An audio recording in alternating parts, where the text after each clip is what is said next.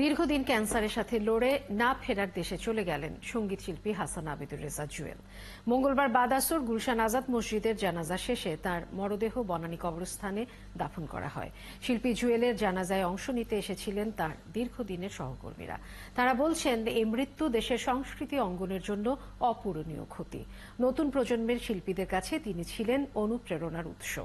সঙ্গীত শিল্পী হিসেবে তিনি বেশি পরিচিত হলেও তিনি নিয়মিত টেলিভিশন অনুষ্ঠান ও তথ্যচিত্র নির্মাণের কাজে যুক্ত ছিলেন। সঞ্চালনাও করেছেন অনেক অনুষ্ঠান।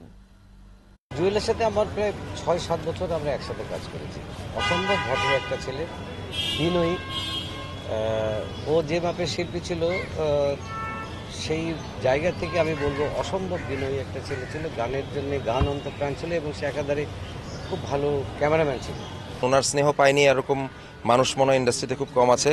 উনি যে কোনো অনুষ্ঠানে, যে কোনো কাজে, যে কোনো কিছুতে ওনার সহযোগিতা পায়নি এরকম না। এবং ফোন করে যেভাবে উনি আমাদের সবার খোঁজ খবর নিতেন অসুস্থ থাকা অবস্থায়ও, আমরা আসলে এরকম দুইজন মানুষকে হারিয়ে তারপরে দাঁড়িয়ে ক্যামেরার সামনে কথা বলার জন্য কোনো ভাষা পৃথিবীতে তৈরি হয়েছে বলে আমার মনে হয় না। এত গুণ থাকে না মানুষের।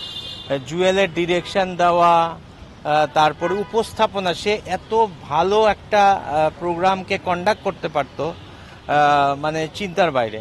জুয়েল আমার ছোটবেলার বন্ধু, আমার কাজিন। আমরা একসঙ্গে বেড়ে উঠেছি, একসঙ্গে ঢাকা শহরে এসেছি, একসঙ্গে স্ট্রাগল করেছি।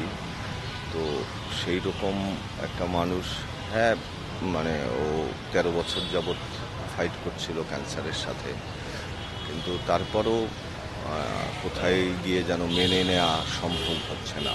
জুয়েল ভাই আমার মেন্টর, সঞ্জীব দা আমার মেন্টর, এবং জুয়েল ভাইয়ের কারণে আমি গান গাওয়া শুরু করেছিলাম। আমার যে একটা অ্যালবাম হওয়া উচিত, এই আইডিয়া আমাকে জুয়েল ভাই দিয়েছিলেন।